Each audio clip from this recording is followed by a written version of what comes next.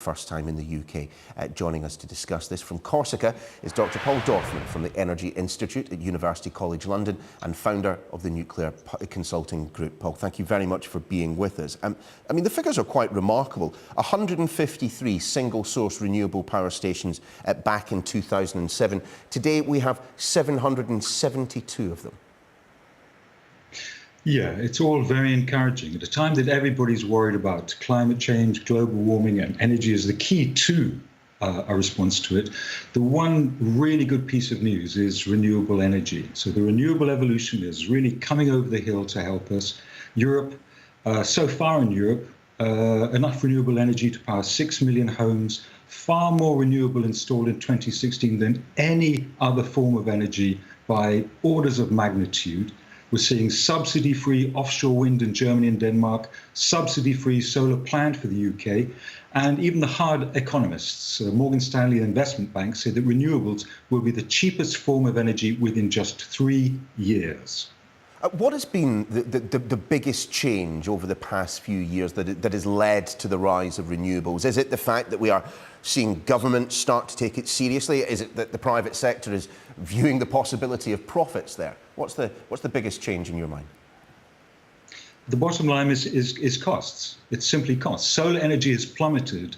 The cost of solar energy has plummeted by 50% in the last 5 years. We're now seeing both offshore wind and solar coming on stream, or contracts to come on stream, with no public subsidy whatsoever. We're talking about £264 billion invested worldwide in renewables in the last year. So what we're beginning to see is an inflection point at a time when essentially our society is changing to a renewable economy. How good is the UK at harnessing the sources of renewable energy? You're in sunny Corsica at the moment. I can tell you where I am, it's overcast, and where I come from, you know, if you see the sun in the summer, it's a good day indeed. I mean, how good is the UK at harnessing these resources, which are not necessarily there in abundance all of the time?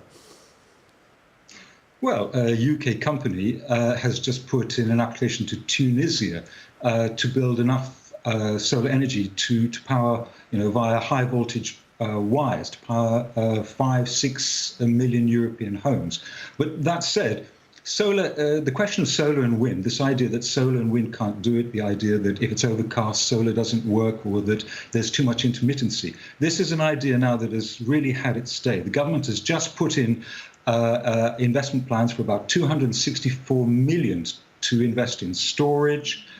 We need to invest in grid upgrade. So far, the UK, unfortunately, is not really kicking in to the renewable evolution. Indeed, it's just appointed Dieter Helmer, slightly out of touch Oxford Don, to lead the government's energy review. He's much more into gas. He believes that the public should, at a time of austerity, should subsidize nuclear. So at the moment, things are not necessarily looking good for energy policy in the UK.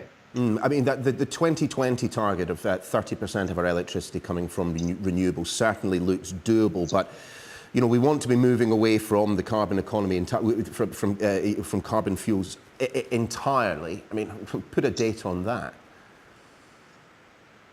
Well, Germany, the strongest power, economic, social, power in Europe, uses 24% of all EU electricity.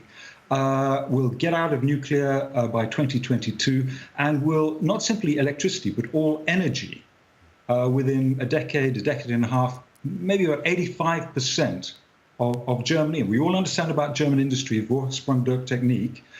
Germany will be powered by renewables. Now, if Germany can do it, what does that say for the rest of us? Indeed. Dr Paul Dorfman, many thanks for being with us. Thank you very much.